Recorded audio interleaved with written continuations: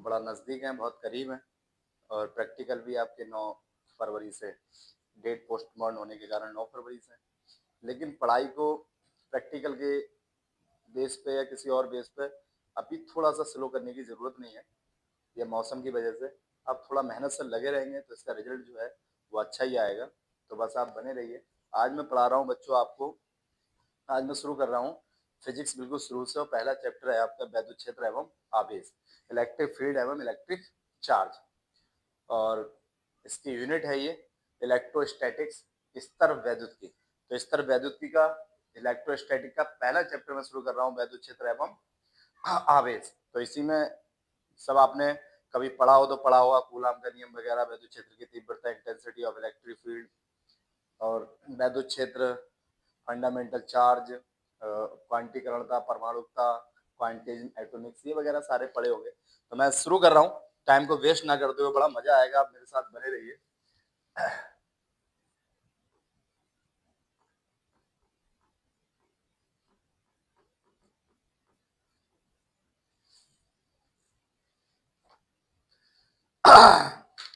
सबसे पहला हेडिंग है बच्चों परमाणुकता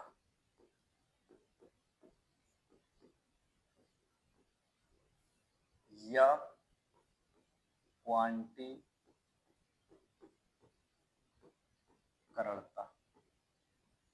परमाणुकता या क्वांटीकरणता इंग्लिश में कहते हैं एटॉमिक्स,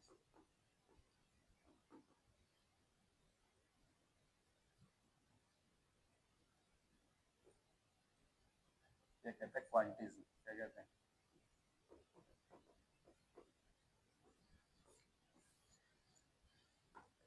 परमाणुकता या क्वांटीकरणता बच्चों क्या होती है?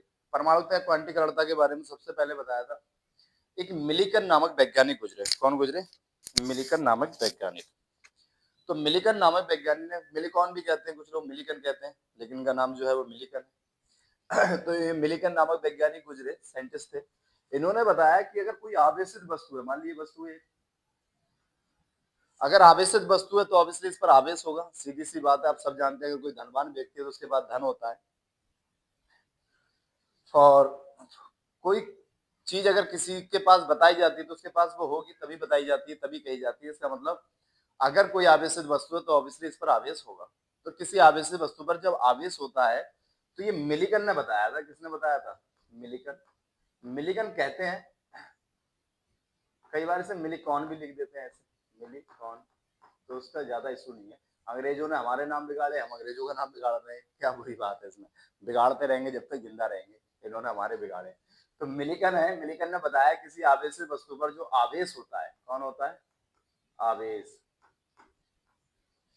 आपने 10th क्लास में जब पढ़ा होगा तो एक फार्मूला पढ़ा होगा, Q इक्वल टू एन। ये Q इक्वल टू एन ही बता दिया जाता है 10th क्लास में, लेकिन ये नहीं बताया जाता ये कहां से आया। आज आपको पता लगने वाला है ये कहां से आया और कैसे आया। मिलिकन ने बताया किसी आवेशित वस्तु पे, इसके प्रैक्टिकल भी है कि तेल की बूंदें ली उन्होंने और उससे प्रैक्टिकल करा, तो कभी अगर वक्त मिलेगा तो फिर कराते हैं।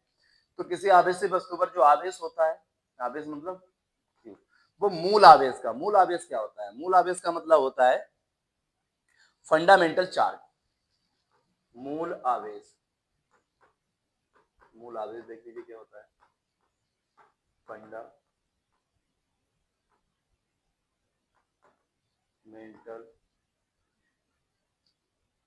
फंडामेंटल चार्ज, इसे बच्चों लिखते हैं हम ई से। ये मूल आवेश वो होता है जहां से आवेश की शुरुआत होती है। मूल किसी के आगे लगाए तो वहां से शुरुआत है। आगे लगा दो कि मूल चेतन लाल, तो समझ लो वो मूल चेतन लाल जो है, वो चेतन लाल सबसे पहले मूल रहे हैं, यानी कि सबसे पहले के चेतन लाल है, उनसे पहले कोई चेतन लाल और नहीं रहा है। शुरुआत उनसे हुई है चेतन लाल की। जितने भी चेतन लाल हुए होंगे वो सब उनके बाद होंगे। तो मूल का मतलब होता है जहां से शुरुआत होती है, जहां से प्रारंभ होता है। तो ये मूल आवेश है, जहां से आवेश की शुरुआत हुई। तो मूल आवेश ई होता है, इसकी वैल्यू आपने पढ़ी होगी 1.6 गुणा 10 की पावर माइनस 19। यानी कि जो मिनिमम चार्ज होता है, मिनिमम आवेश होता है, उसे मूल आवेश कहते हैं, जो स्वतंत्र रूप में रह सकता है। इन्होंने बताया मिलिकन ने कि किसी आवेशित वस्तु पर जो आवेश होता है वो मूल आवेश का, किसका? मूल आवेश का पूर्ण गुणज होता है। पूर्ण गुणज, पूर्ण गुणज का मतलब पूरा पूरा होगा, नौने पौने नहीं होगा। पूरा की पूरा मतलब या तो 1 गुना होगा, या 2 गुना, या 3 गुना, या 4 गुना, या 5 गुना, या 6 गुना। या तो क्या होगा इसके इक्वल? 1 गुना, या क्या हो सकता है 2 गुना या 3 गुना। नौने पौने नहीं होगा, 3/5 4/5 ऐसे करके लिख दिया जाता है, वो एक अलग बात है। लेकिन इन्होंने बताया मिलीकन ने किसी आवेश वस्तु पर जो आवेश होता है वो मूल आवेश का पूर्ण गुणज होता है। मूल आवेश मतलब ई का क्या होगा पूर्ण गुणज, या तो 1 गुना होगा या 2 गुना या 3 गुना या 4 गुना या 5 गुना, कुछ भी होगा, नौने पौने नहीं होता है। तो ये जो नंबर है 1 2 3 4 नंबर है, तो नंबर को हम एन से लिख दें, तो एन ही, और जहां एन बराबर क्या हो जाएगा, एन बराबर क्या हो सकता है 0 भी हो सकता है 1 भी हो सकता है 2 3 4 5 6, ये 0 हटा दो तो क्या होगा, या तो 1 गुना होगा या 2 गुना 3 गुना 4 गुना 5 गुना, 0 लगा दो तो आवेश 0 हो जाएगा, यानी कि वो उदासीन हो जाएगा।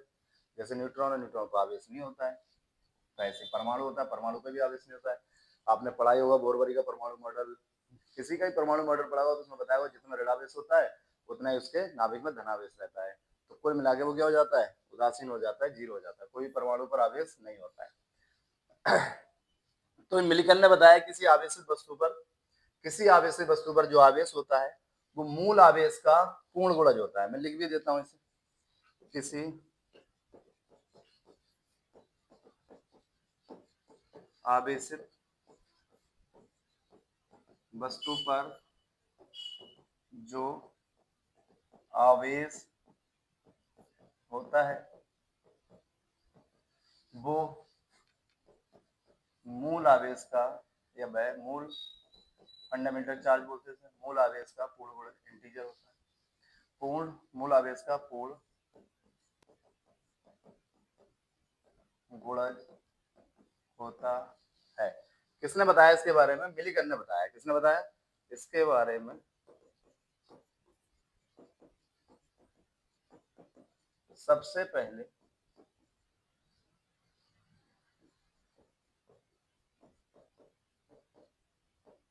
मिलिकन नामक वैज्ञानिक ने बताया। मिलिकन नामक वैज्ञानिक ने बताया कि किसी आवेशित वस्तु पर, मिलिकन ने बताया, लिख दो, ये मिलिकन नामक वैज्ञानिक ने बताया किसी आवेशित वस्तु पर जो आवेश होता है वो मूल आवेश का पूर्ण गुणज होता है। मूल आवेश क्या होता है ई का 1 गुना 2 गुना 3 गुना, या मान लिया हमने एन गुना बराबर क्यू, जहाँ एन बराबर कितना होता है 1 2 3 4 5 6 10 कुछ भी होगा। किसने बताया इसके बारे में, तो परमाणुता या क्वांटीकरणता ही कहते हैं इसी को। हम क्या कहते हैं, परमाणुता या क्वांटीकरणता कहते हैं। परमाणुता या क्वांटीकरणता क्या होती है, किसके बारे में सबसे पहले मिलिकन नामक वैज्ञानिक ने बताया किसी आवेशित वस्तु पर जो आवेश होता है मूल आवेश का पूर्ण गुणज होता है, अर्थात क्यू बराबर एन, जहाँ एन बराबर क्या होता है 1 2 3 4 5 6 डैश होता है। आखिर आवेश क्या होता है, आपको 10th क्लास में आवेश पढ़ाया गया होगा। चलिए मैं आवेश पढ़ाता हूँ, थोड़ा सा हेडिंग पढ़ाता हूँ।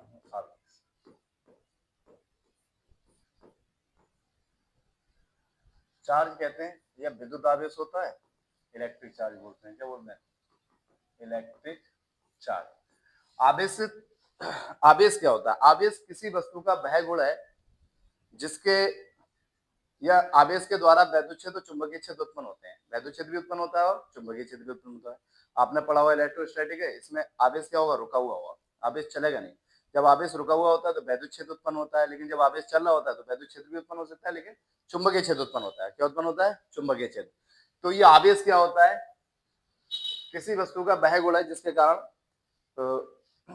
विद्युत क्षेत्र या चुंबकीय क्षेत्र उत्पन्न होता है। विद्युत क्षेत्र उत्पन्न होता है या चुंबकीय क्षेत्र उत्पन्न होता है, किसके कारण, आवेश के कारण। या तो आप ये कह लीजिए, या आप थोड़ी सी चीज और बदलिए, थोड़ा और डेफिनेशन को मॉडिफाई करते हैं। क्या करते हैं, आपने देखा होगा इलेक्ट्रॉन, आपने एक चीज पढ़ी होगी, इलेक्ट्रॉन प्रोटॉन न्यूट्रॉन, तीन ही तरह के कण होते हैं हमारे। वैसे दो तरह के कण होते हैं, एक होते हैं स्थायी और एक होते हैं अस्थायी। स्थायी कण ये वाले होते हैं जो हमेशा रहने वाले हैं। जैसे कोई पुरुष बच्चे का जन्म होता है तो 300 के करीब हड्डियां पाई जाती हैं, लेकिन जब वो बड़ा होता है तो बढ़ते बढ़ते उसके पास हड्डी कितनी रह जाती है 206, तो बाकी हड्डियां कहाँ गई, बाकी जो हड्डियां थी वो अस्थायी थी। क्या थी, अस्थायी। तो ऐसी इसमें भी परमाणु में भी दो तरह के कण होते हैं, स्थायी और अस्थायी। स्थायी कण वो होते हैं जो इलेक्ट्रॉन प्रोटॉन न्यूट्रॉन तीन स्थायी है। अस्थायी कण कौन होते हैं, मॉसॉन होता है, पॉजिट्रॉन एंटी न्यूट्रॉन न्यूट्रॉन, ये अस्थायी कण होते हैं जो क्या होते हैं अस्थायी है, तो उनका कोई वजूद नहीं है, खत्म हो जाते हैं। इलेक्ट्रॉन प्रोटॉन न्यूट्रॉन क्या होते हैं, ये हमारे स्थायी कण होते हैं। तो ये शुरुआत है, समझ लो, ये मिलकर क्या बनाते हैं आपस में, परमाणु। आप सबने पढ़ा होगा, ये परमाणु बनाएंगे मिलकर। परमाणु आपस में मिलते हैं तो बच्चों क्या बनाते हैं, अणु बनाते हैं, आप सबने पढ़ा है। और जब अणु आपस में मिलते हैं तो क्या बनाते हैं, यौगिक या पदार्थ, ये क्या कर सकते हैं, पदार्थ। तो सबसे सूक्ष्म इकाई यानी सबसे छोटी जहां से शुरुआत हुई वो क्या हुए, इलेक्ट्रॉन, प्रोटॉन, न्यूट्रॉन। अभी मैंने बताया था कि जहां से शुरुआत होती है, जहां से भी शुरुआत होगी उसे हम मूल कण कहते हैं, यानी मूल कण, इंग्लिश में कह सकते हैं फंडामेंटल पार्टिकल। क्या बोलेंगे, फंडामेंटल पार्टिकल कहते हैं। तो जहां से इलेक्ट्रॉन, प्रोटॉन, न्यूट्रॉन जहां से शुरुआत हो रही है, यानी बेसिक ये है, शुरुआत यहां से है, तो इन्हें मूल कण कहेंगे। क्या कहेंगे, मूल कण। और इनके गुण क्या कहलाएंगे, मूल कणों के गुण कहलाएंगे। क्या कहलाएंगे, मूल कणों के गुण। अब आप सबने ये बात पढ़ी होगी कि सजातीय आवेश हो, सजातीय मतलब समान, सेम, अच्छा जैसे इलेक्ट्रॉन इलेक्ट्रॉन है, सेम कण होंगे, तो इनके बीच लगेगा प्रतिकर्षण। क्या लगेगा, प्रतिकर्षण। जैसे आपने लिया एक इलेक्ट्रॉन और एक इलेक्ट्रॉन, या लिया प्रोटॉन और प्रोटॉन दोनों प्लस के, तो इनके बीच या इनके बीच मैं कहूं तो कौन सा बल लगेगा, प्रतिकर्षण बल, रिपल्सन फोर्स। ये प्रतिकर्षण बल लगेगा। कौन सा बल लगेगा, इनके बीच में कौन सा लगेगा, प्रतिकर्षण बल। कौन सा बल, तो किन्हीं दो इलेक्ट्रॉनों या दो प्रोटॉनों के बीच प्रतिकर्षण बल कार्य करता है। किन्हीं दो इलेक्ट्रॉनों या दो प्रोटॉन के बीच प्रतिकर्षण बल कार्य करता है, सेम है ना। और अगर इलेक्ट्रॉन और प्रोटॉन ले लिया तो इनके बीच कौन सा बल लगता है, आकर्षण बल। क्या लगता है, आकर्षण बल लगता है। अब बात करते हैं भाव की। भाव क्या होते हैं, जैसे मान लो मेरा किसी के साथ ताल्लुक है तो दोस्ती के हैं, और किसी के साथ जो है वो दुश्मनी के हैं, तो ये मेरा गुण ही तो हुआ। मैं किसी के साथ तो दोस्ती रखता हूँ और किसी के साथ, या मान लो कभी मैं गुस्सा करता हूँ, कभी मैं हंसता हूँ, कभी मुस्कुराता हूँ, कभी कहानियां सुनाता हूँ, तो ये मेरा गुण है। ऐसे इन कणों के भी क्या है, ये गुण है कि ये तो कभी तो प्रतिकर्षण लगाते हैं, यानी सेम के साथ प्रतिकर्षण लगाते हैं, लेकिन जब अपोजिट आ जाता है तो यहाँ पर आकर्षण बल लगता है क्या ये, हम सब पढ़ गए, ये मूल कण है। कौन से कण है, मूल कण। तो मूल कणों का ये गुण हो गया कि कभी ये प्रतिकर्षण लगा रहे हैं, कभी आकर्षण लगा रहे हैं। तो मूल कणों के इसी गुण को, कि जब वो प्रतिकर्षण लगाते हैं और आकर्षण लगाते हैं, इसी को हम क्या कहते हैं, आवेश कहते हैं, चार्ज कहते हैं। इसे हम कैसे लिखते हैं, क्यू से लिखते हैं। एक दो डेफिनेशन हो गई, एक वो हो गई किसी वस्तु का वह गुण है जिसके कारण वैद्युत क्षेत्र या चुंबकीय क्षेत्र उत्पन्न होता है, क्यू से व्यक्त करते हैं। कैसे व्यक्त करते हैं, क्यू से, स्मॉल क्यू कैपिटल क्यू, दूसरे को कोई दिक्कत नहीं है। एसआई में इसका मात्रक बच्चों कूलाम होता है। कौन सा नाम, कूलाम होता है। और सीजीएस में इसका मात्रक होता है कूलाम स्टेट। क्या होता है, कूलाम स्टेट, या कह सकते हैं ईएसयू, इलेक्ट्रोस्टैटिक यूनिट, इलेक्ट्रोस्टैटिक यूनिट या कूलाम स्टेट होता है।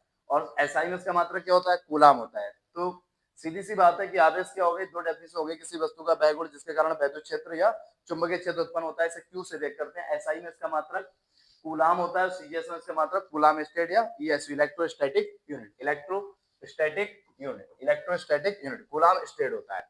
अब आइए बात थोड़ा सा वापस आते हैं कि किन्हीं दो इलेक्ट्रॉनों या दो प्रोटॉनों के बीच, किन्हीं दो इलेक्ट्रॉनों या दो प्रोटॉनों के बीच प्रतिकर्षण बल कार्य करता है, किंतु एक इलेक्ट्रॉन प्रोटॉन के बीच आकर्षण बल कार्य करता है। मूल कणों के, ये मूल कण है, इनके कणों के इसी गुण को हम आवेश कहते हैं। किन्हीं दो इलेक्ट्रॉनों या दो प्रोटॉनों के बीच प्रतिकर्षण बल कार्य करता है, किंतु एक इलेक्ट्रॉन और एक प्रोटॉन के बीच आकर्षण बल कार्य करता है। मूल कणों के इसी गुण को हम आवेश कहते हैं। इसे हम क्यू से व्यक्त करते हैं, इसे हम क्यू से व्यक्त करते हैं। एसआई में इसका मात्रक कूलाम होता है, सीजीएस में इसका मात्रक, और ये क्या है, अदिश राशि, क्योंकि ये तो मैग्नीट्यूड का परिमाण में होता है, वैल्यू होती है, मान होता है एक इसका। चलिए आगे बढ़ते हैं। तो समझ में आ गया मुझे लगता है, किन्हीं दो इलेक्ट्रॉनों या दो प्रोटॉनों के बीच, किन्हीं दो इलेक्ट्रॉनों या दो प्रोटॉनों के बीच प्रतिकर्षण बल कार्य करता है। मेरे साथ बोलोगे तो आपको ज्यादा याद होगा। जिस रूम में बैठे हैं, जहां भी बैठे हैं, आदत डालिए कि आप बोल सकें। जब बोलना जानते हैं आप तो आपको याद हो जाएगा। किन्हीं दो इलेक्ट्रॉनों या दो प्रोटॉनों के बीच प्रतिकर्षण बल कार्य करता है, किंतु एक इलेक्ट्रॉन और प्रोटॉन के बीच आकर्षण बल कार्य करता है। मूल कणों के इसी गुण को हम आवेश कहते हैं। इसे क्यू से व्यक्त करते हैं। एसआई में इसका मात्रक, एसआई जो है वो एमकेएस का अपडेट वर्जन है। आपने एमकेएस पढ़ी होगी, मीटर किलोग्राम सेकेंड, एक टेबल भी पढ़ी होगी, टीजीएमकेएसडी, डीसीएमयूएनपी। तो ये जो एसआई है, जो वो एमकेएस का क्या अपडेट वर्जन है, तो आप एमकेएस का हो या एसआई को, दोनों चल जाते हैं। एसआई में इसका मात्रक कूलाम होता है, सीजीएस में इसका मात्रक कूलाम स्टेट होता है। इसे क्यू से भी करते हैं। डेफिनेशन याद हो गई होगी। अभी तक जो मैंने पढ़ाया वो सारा रिपीट करता हूँ। पहले मैंने पढ़ाया था आपको परमाणुता है, क्वांटीकरणता। इसके बारे में सबसे पहले मिलिकन नामक वैज्ञानिक ने बताया, किसी आवेशित वस्तु पर जो आवेश होता है वो मूल आवेश का पूर्ण गुणज होता है, अर्थात Q बराबर एन, जहां एन बराबर 1 2 3 4 डैश डैश डैश। ये क्या होता है, मूल आवेश होता है, जिसकी वैल्यू क्या होती है, ई की 1.6 गुणा 10 की पावर -19 कूलाम। ये न्यूमेरिकल वैल्यू होती है मूल आवेश की। कितनी होती है, ई बराबर, स्मॉल ई बराबर 1.6 गुणा 10 की पावर -19। फिर आया था आवेश। आवेश होता है किसी वस्तु का वह गुण जिसके कारण वैद्युत क्षेत्र या चुंबकीय क्षेत्र उत्पन्न होता है, या कह सकते हैं कि नहीं दो प्रोटॉन या दो इलेक्ट्रॉनों के बीच प्रतिकर्षण बल कार्य करता है, किंतु एक इलेक्ट्रॉन प्रोटॉन के बीच आकर्षण बल कार्य करता है, जिसे हम आवेश कहते हैं। क्यू से व्यक्त करते हैं। एसआई में इसका मात्रक कूलाम, सीजेस में इसका मात्रक कूलाम स्टेट होता है। तो मुझे लगता है आपको याद हो गया होगा। इसके बाद आता है आपका कूलाम का नियम। क्या आता है? कूलाम का नियम। इंग्लिश में कहेंगे कूलाम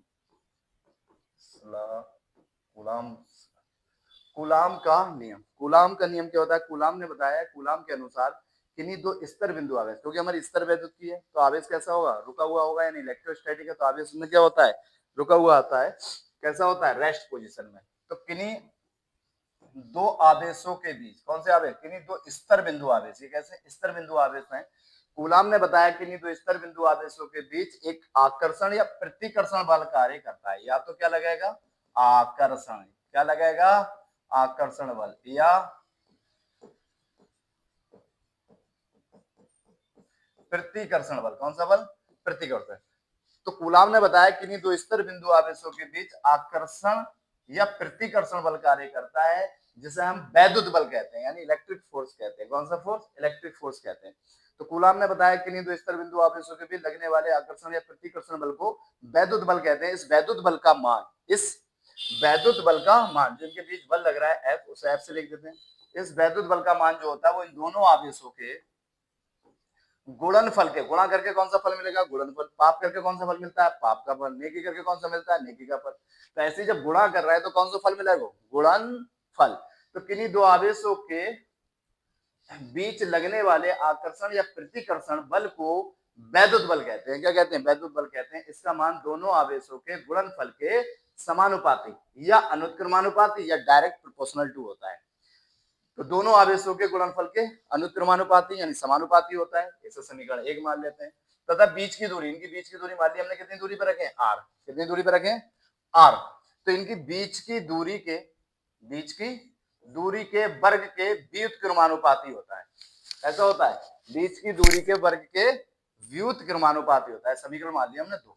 तो सीधा सा है, किन्हीं दो स्तर बिंदु आवेशों के बीच लगने वाले आकर्षण बल या प्रतिकर्षण बल को वैद्युत बल कहते हैं। इसका मान दोनों आवेशों के गुणनफल के अनुक्रमानुपाती तथा बीच की दूरी के वर्ग के व्युत्क्रमानुपाती होता है। बड़ा सिंपल है, कोई दिक्कत नहीं है। यहाँ कर लीजिए, प्रूव कर लेते हैं समीकरण 1 व 2 से। समीकरण 1 व 2 से क्या जगह एफ है? 2 जगह। क्या जगह समानुपाती है? 2 जगह। 1 आएगा, 2 में से एफ आएगा। Q1 Q2 ऐसे की ऐसे। इनके बीच मल्टीप्लाई का साइन लगाओ या मत लगाओ, गुणा का निशान लगाओ या मत लगाओ, कोई फर्क नहीं पड़ता। Upon r square. जब जब समानुपाती का निशान हटाएंगे तब तब एक बराबर का निशान आता है, एक नया कांस्टेंट आता है। मैं कल भी बताया था आपको स्नेल के नियम में, जब मैंने प्रकाश पढ़ाया था तो मैंने उसमें बताया था कि किन्हीं जब भी समानुपाती का निशान आता है तो एक बराबर का निशान आता है, एक नया कांस्टेंट यानी एक नया नेतांक आता है। क्या आता है? एक नया नेतांक आता है। तो यहाँ पर जो कांस्टेंट आएगा बच्चों वो आएगा 1/4 pi epsilon not Q1 Q2 upon r square. ये तब आएगा जब यहाँ पर वायु हो या निर्वात हो, इनके बीच, दोनों आवेशों के बीच कोई माध्यम ना हो। अगर कोई माध्यम हुआ, मान लो माध्यम हुआ, उसका परावर्तन कितना हुआ? के। तो यहाँ पर फार्मूला बन जाएगा F equal to 1/4 pi epsilon not के Q1 Q2 upon r square. लेकिन ये तभी फार्मूला आएगा जब इनके बीच में कोई पदार्थ भरा हो, दोनों आवेशों के बीच में क्या भरा हो? कोई पदार्थ भरा हो, तब क्या आएगा? जहां के क्या होता है, पहले तो आप इससे देख लीजिए, उसके बाद में के की कंडीशन पढ़ते हैं। पहले आप ये देख लीजिए कि F ऐसे के इस समानुपाती का निशान क्यों आएंगे तो बराबर का निशान आएगा, क्वेश्चन बताएगा 1/4 pi epsilon not Q1 Q2 upon r square. सही है, समझ में आ गया? बहुत बढ़िया। जहां 1/4 एप्सिलॉन नॉट क्या है? एक नियतांक है, एक नियतांक। इसे बोलते हैं एप्सिलॉन नॉट। क्या बोलते हैं? Epsilon zero. क्या बोलेंगे?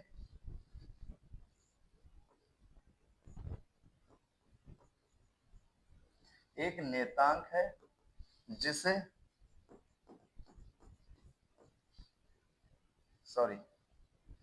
जिसका मान जिसका मान 1/4πε0 बराबर 9 गुणा 10 की पावर 9। इसकी अगर वैल्यू निकालेंगे तो ये बटे का इधर जाएगा, तो इसका मात्रक होता है न्यूटन, इसका मात्रक होगा मीटर स्क्वायर, और ये दोनों कहाँ जाएंगे अपॉइंट में, तो इसका मात्रक भी कूलम, इसका मात्रक भी कूलम, तो बटे में कूलम स्क्वायर प्रति कूलम स्क्वायर, तो इसका मात्रक होता है 9 गुणा 10 की पावर 9, 9 गुणा 10 की पावर 9 न्यूटन मीटर स्क्वायर प्रति कूलम स्क्वायर। जहां पाई आप सबने पढ़ा एप्सिलॉन नॉट क्या होती है, एप्सिलॉन नॉट का मतलब होता है निर्वात की वैद्युतशीलता, निर्वात, यहाँ पे तो निर्वात होगा या पाई होगी, अभी बता देंगे, वैद्युतशीलता, जिसका मान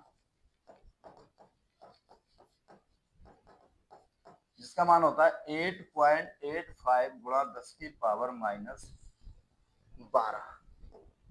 और मात्रा कैसे निकालेंगे, ये इधर चला जाएगा, इधर आ जाएगा, तो मात्रा आ जाएगा कूलम का स्क्वायर, इसका कूलम, इसका कूलम, कूलम स्क्वायर, ये नीचे आ जाएगा, कूलम स्क्वायर प्रति इसका न्यूटन, इसका मीटर स्क्वायर, सीधा सा मात्रा फार्मूले से 8.85 गुणा 10 की पावर -12 कूलम स्क्वायर प्रति न्यूटन मीटर स्क्वायर। मैं एक बार फिर से रिपीट कर देता हूँ, कूलम के अनुसार, कूलम के नियमानुसार किन्हीं दो स्तर बिंदु आवेशों के बीच लगने वाले आकर्षण या प्रतिकर्षण बल को, आकर्षण या प्रतिकर्षण बल को वैद्युत बल कहते हैं। इसका मान दोनों आवेशों के गुणनफल के अनुक्रमानुपाती तथा बीच की दूरी के वर्ग के व्युत्क्रमानुपाती होता है, F समानुपाती m1 वो F समानुपाती q1 q2 F समानुपाती 1/r², दो जगह F एक जगह आएगा, दो जगह समानुपाती एक जगह आएगा, q1 q2 r², समानुपाती का निशान आएंगे, बराबर का निशान आएगा, कांस्टेंट बताएगा F बराबर q1 q2 r², सीधे सी बात है, जहां कांस्टेंट क्या आएगा 1/4πε0, जब समानुपाती का निशान आएगा, बराबर निशान आएगा 1/4πε0 q1 q2 r², जहां 1/4πε0 क्या एक नेतांग है जिसका मान 9 × 10 की पावर 9 न्यूटन मीटर स्क्वायर प्रति कूलम स्क्वायर होता है, जहां एप्सिलॉन नॉट क्या निर्वात की वैद्युतशीलता होती है। अगर इन दोनों आवेशों के बीच में क्या भर दिया जाए, कुछ पदार्थ हो ऐसा जिसका परावर्तन के है, तो यहाँ पर फार्मूले में क्या लग जाएगा, बस के लग जाता है, इतना फर्क होता है। जहां के क्या होता है परावर्तन, क्या होता है परावर्तन, किसका पदार्थ का, पदार्थ का परावर्तन होता है डाइलेक्ट्रिक। थोड़ी सी बात ये समझिए, अगर वायु है तो परावर्तन का मान 1 होता है, सीधी सी बात है, इसलिए यहाँ पर 1 लगाएंगे तो खत्म हो गया, क्योंकि हमने वायु ले लिया, निर्वात ले लिया। निर्वात या वायु के लिए के का मान, ये लिखो, निर्वात या वायु के लिए के बराबर 1 होता है। अगर कोई भदा मान लो भरा है जल के लिए क्या होता है, जल के लिए के का मान 80 या 81 होता है। धातु के लिए के का मान अनंत होता है, ये 3 याद रखिए, इससे ज्यादा नहीं आता, ये आ जाता है कभी कभी पर, ये भी नहीं आता है। तो के का मान क्या होता है धातुओं के लिए अनंत, धातु के लिए मेटल के लिए क्या होगा, धातु के लिए के बराबर अनंत होता है। तो मुझे लगता है ये समझ में आ गया होगा, कोई दिक्कत नहीं है।